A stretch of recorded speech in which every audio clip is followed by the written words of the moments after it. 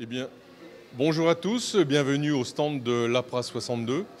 Nous sommes ici donc au Festival Vapeur de Wany pour vous présenter un stand sur les bobines de Tesla.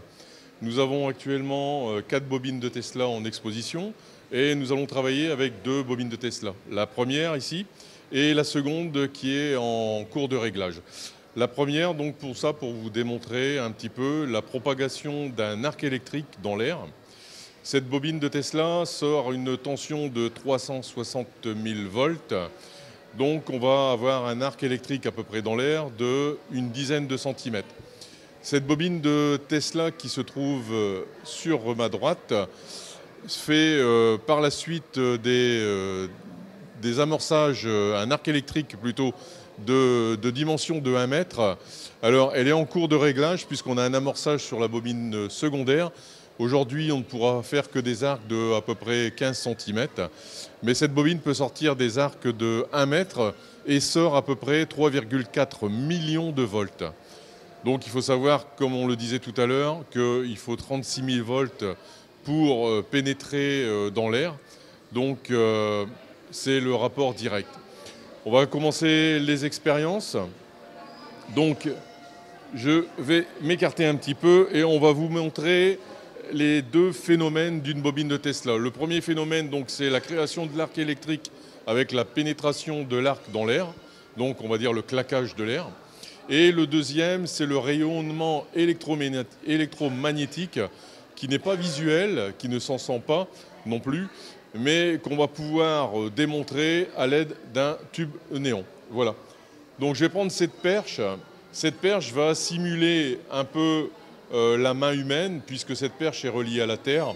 Et je vais vous démontrer que lorsque on va ramener une main sur l'appareil, l'arc électrique, au lieu de partir dans l'air, va plutôt choisir le chemin le plus court à la Terre, donc c'est-à-dire il va venir sur cette perche.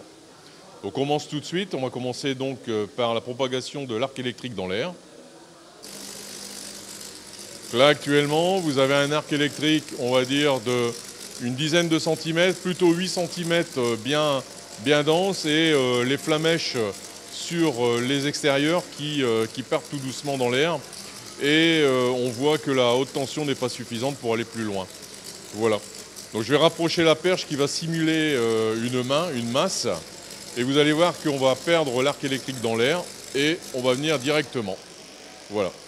Donc c'est ce qu'on dit qu'électriquement, l'électricité prend le chemin le plus court et donc va aller directement à la Terre. C'est pour ça qu'on dit toujours que tout un câble qui se trouve à terre, ne jamais le toucher, car dès que vous le touchez, électriquement, le câble va aller directement libérer son énergie au potentiel de la Terre.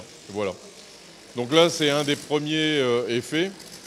Et là, on va vous présenter le deuxième phénomène qui est le phénomène d'électromagnétisme avec un tube néon. Alors voilà, donc là c'est la réaction du champ électromagnétique sur la vapeur de mercure qui se trouve à l'intérieur donc du tube néon qui va exciter donc les molécules fluorescentes, phosphorescentes plutôt, qui sont à l'intérieur du tube. Voilà. Donc ce n'est pas un phénomène de sorcier, c'est bien un phénomène électromagnétique. Donc on vient induire, et donc ça prouve bien qu'on a un champ électromagnétique qui rayonne autour de la bobine. Voilà. On va vous montrer maintenant avec la deuxième bobine de Tesla un arc électrique bien plus dense. Et vous allez voir la même réaction sur le tube. Voilà. Donc on peut s'apercevoir que l'arc électrique est bien plus franc, bien plus violent, puisque la tension de sortie donc, de la bobine de Tesla est actuellement à peu près à 2 millions de volts. Et donc on a un arc qui se crée plus franchement et bien plus blanc. Voilà, qui fait penser un peu à la foudre. Et on voit toujours le phénomène de champ électromagnétique dégagé par la bobine secondaire et qui vient exciter les molécules du tube fluo qui se trouve juste posé sur le tore supérieur. Voilà. Donc on va faire un petit peu de prévention parce que c'est le but aussi de notre intervention auprès du salon CMCF.